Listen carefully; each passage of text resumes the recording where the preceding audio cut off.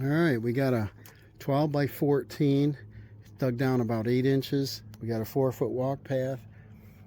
That's what we got done today. Got the snow fence up. Got a big, just about a ton of stone here we got to move. And now I'm going to dig the infiltrator ditches and get them installed. And we got to get a load of stone here.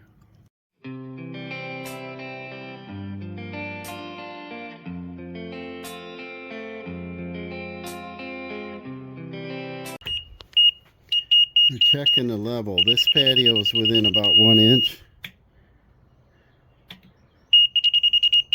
So it's pretty close. And then the ground is off by 1.5 inches. But that's going to work fine. We got drain. This is our lowest corner. So now I'm going to dig and do our drainage system here. We're going to put the infiltrators in, and I want the base of the bottom level. So I set this up so that we can get grade. I'm going to wait on this till I get some holes dug. We're putting in 60 by 16 by 12s. So I'm going to dig about 24 inches down, put stone, I'll put fabric, stone, wrap it, infiltrators, wrap it, stone, and cover. So that's what we're doing.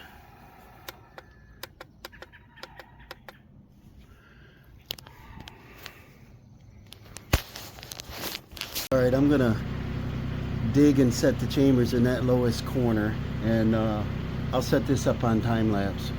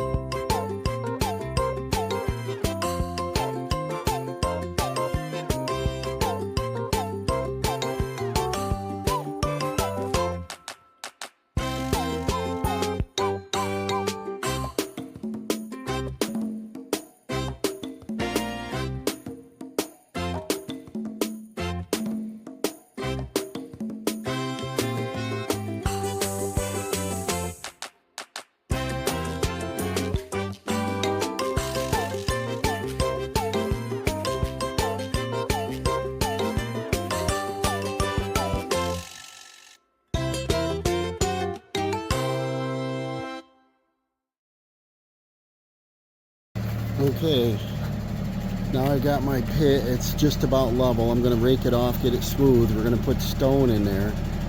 But I got to get all this earth out of here. I'm going to put it back there and spread it. She wants to cover up some roots and stuff. And then I'll leave just a little bit here to backfill. And then it's going to have to be seeded when it's done. But I'll put them in this row here. It's about a little over a 5 by 10 is the area we're going to do. All right, I just got to level it out now. I moved a lot of the earth back, and then the remainder is going to go on top. We got to get some stone in here. So that's the next step. All right, we're at the quarry. We went and got 3 yards of ones. We got to have space in there for the water we're going to put under our infiltrators. Look at this thing here. So I put it in 4 low to get down out of here. I'm kind of heavy. How steep it is to get down out of here. All right, 3 ton. We got a hand unload. Oh boy, right? We got a dump trailer. We just can't turn to get it in here, so we're going to use the old gorilla wagon. We got a wheelbarrow and hopefully a couple kids to help me here. Okay, that's what we got. Got our infiltrators in. We got 10 feet times 3 is 30 feet. We got stone below. We're going to put fabric, commercial grade fabric above. We're going to wrap it. And I might do 2 layers, or I might do each individual one. The design of these, the fins point down, so they are not supposed to fill up with dirt. A lot of people backfill. I put fabric. I've got a loop in case one chamber fills up. It can go to the next chamber so they can go back and forth, and should work good. We're gonna put the fabric on. Then we still got at least a ton and a half of stone to put in there. I want to raise it up, and I want to do about 4 inches of topsoil. I hope I got enough here, but I can go back up and get some. And then I'm going to build it up a little bit high so that natural settlement is going to settle 10%, and then it'll get seeded a little bit later. So then we can get onto this patio. The boys working hard. Look, we're down to half a ton. We got it almost full in a leach field, and Dawson's probably got 3 more in there, and we're done with that. And then we're going to dump the rest right in our patio and tamp it. All right, I'm pretty happy with that. That's going to give us almost 6 inches of topsoil on there. And I'm going to put fabric on. We got it cut. Put fabric on. I'm going to put the soil back on. I'm going to work on that while the boys are going to finish up the stones here.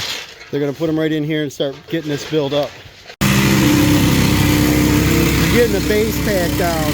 Usually you do about every 2 inches, 3 inches and pack it. Now I'm going to set the laser up and check grade, and I want it to slope that way and this way, about 1/8 of an inch per foot for drainage.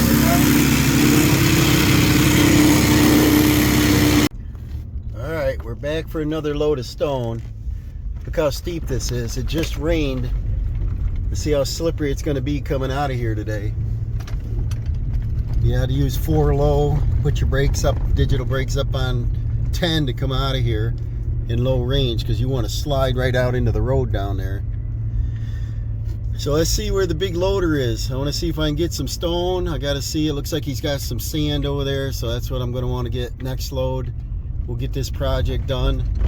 Here he comes. I think he already saw me, so he knows what I want.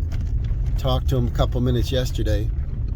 We're going to get 3 yards, which is a 5-yard bucket on that piece of equipment there. Look at that thing. I think it's is it a 963? I don't know. I think he saw me. So he'll be heading over here in a second. He's going to give me like 3 yards. That's a 5-yard bucket. And he's going to put it centered with the axle. I need that at home. I could make a trail in the woods in like 2 minutes. Here we go, back down out of here. It's almost scary. I don't know if you can see the elevation here. I think we got to drop 200 and some feet. That pile's probably 100 up.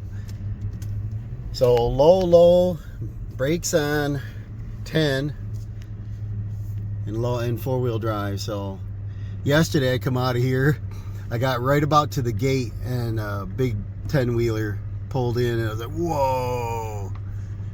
So you just got to be cautious and look at the washout from the rain here. A lot of work, isn't it, Dawson? We got a total of, let's see, 1, 2, 3. We got 6 yards in here, over there and here. We got about 4 inches of stone. Got my screed board. We want it all to run diagonally that way. So a slope, approximately 1/4 inch a foot there, this direction, and then from this point that way. So instead of the water coming toward the house, we want it to go over that corner, which is the lowest. And if the water gets over here, it's going to pick up our chambers we put in. We put them right here. So I'm checking grade. Probably Dawson will tamp this, and it's going to settle down. The next thing we're going to do, looks like we're a little low right there, but we got to get this as level as we can get it, flat, and then tamp it. Then we're going to put fabric, sand, the pavers. We're going to have a paver base. I think that's 1/2 inch, and then 1.5 inch paver on that. So I want to come up pretty flush to that. It's not exactly level, but we'll try to match it best we can. And then I got to do some saw cuts and cut some of these stones straight. And then we're going to do a little mortar work and clean this up when we're done. And I'm going to do a border with the spikes. And then we got to fill in a little bit of lawn. Might get some sod, we don't know yet. This is going to be flower bed. Got to put the fence back. Got to fix something in here. Probably cut the edge of the driveway because it lumps out right here. But check out this little gorilla cart. That's a lot better than a wheelbarrow, isn't it? We're not physically picking the weight and it dumps. That's beautiful. Look how nice that dumps. He drives forward and bicycle comes right out. And we just couldn't turn the corner here because we don't have a lot big enough. So it's all handwork. And the tamper should put it pretty flat. I'm going to turn the laser on, go around and check grade. I want this even with the patio there and sloping this way. And then I want it sloping on a diagonally that way. So complicated, but we're going to try to get it. To film it, I don't know why.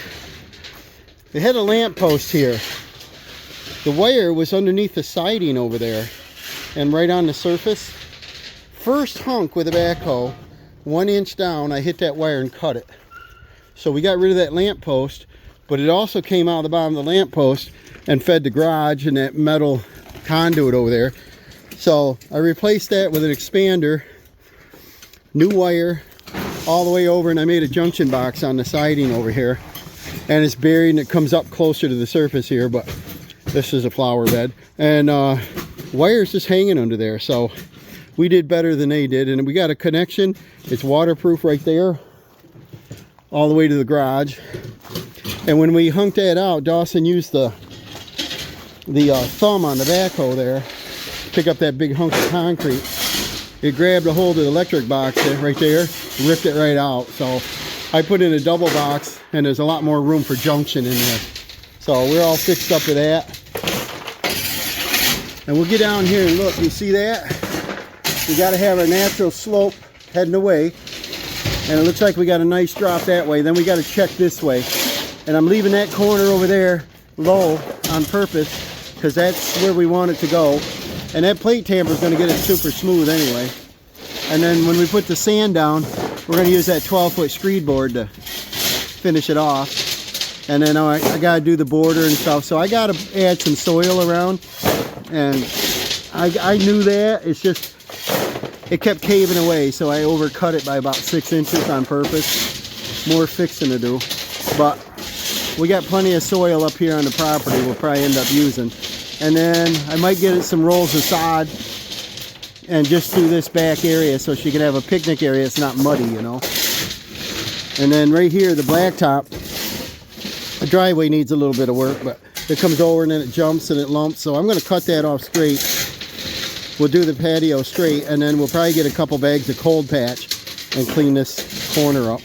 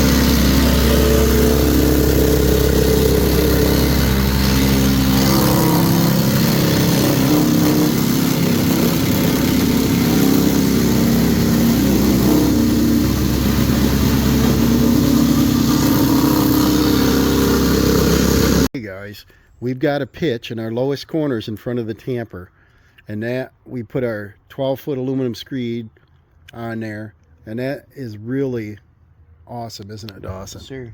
We did a good job with that.